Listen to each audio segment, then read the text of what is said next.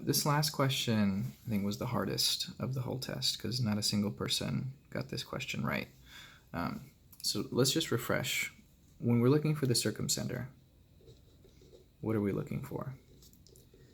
So the circumcenter is going to be the point of concurrency of the perpendicular bisectors. Right? So this is the point of concurrency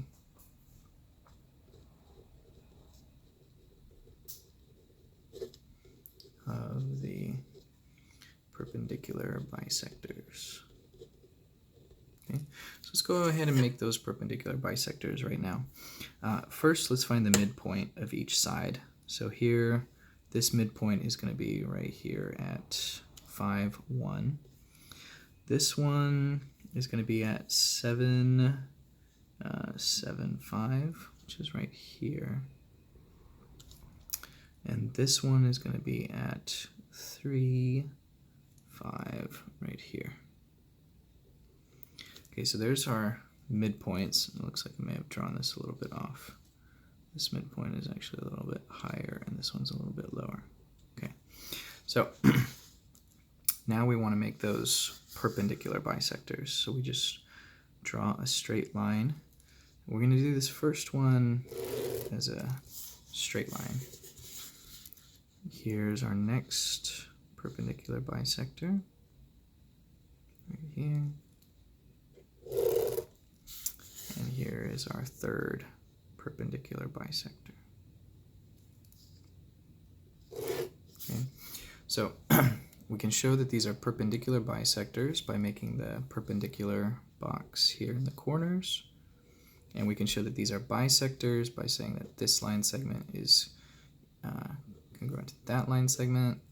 These two line segments are the same, and these two line segments are the same.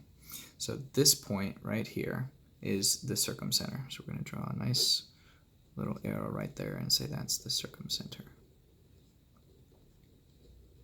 Okay. The next thing we're looking for is the centroid. And the centroid is the point of concurrency of the medians. Okay. And remember, the medians extend from a vertex to the midpoint. So all we have to do is connect each vertex to the midpoint that we already drew. So there's one, there's another,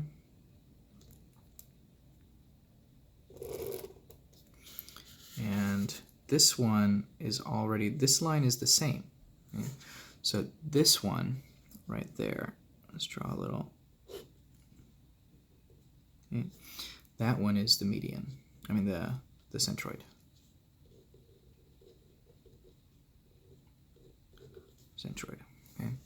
Now, our final point of concurrency is the orthocenter. Remember, the orthocenter is the point of concurrency of the altitudes. Okay.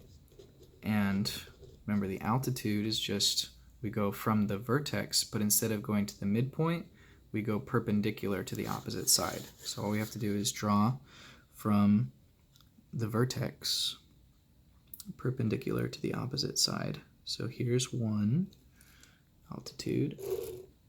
We can show that that's an altitude by making our little perpendicular box.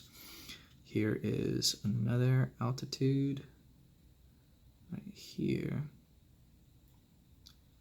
And we'll show that that's there. And this one, this altitude is already drawn for us because it goes from the vertex perpendicular to the opposite side. So this point right there, that is our orthocenter. And you'll notice that all three of these points right here and here and here all lie on a straight line. This wasn't part of the test, but in case anybody's curious, this is called Euler's line.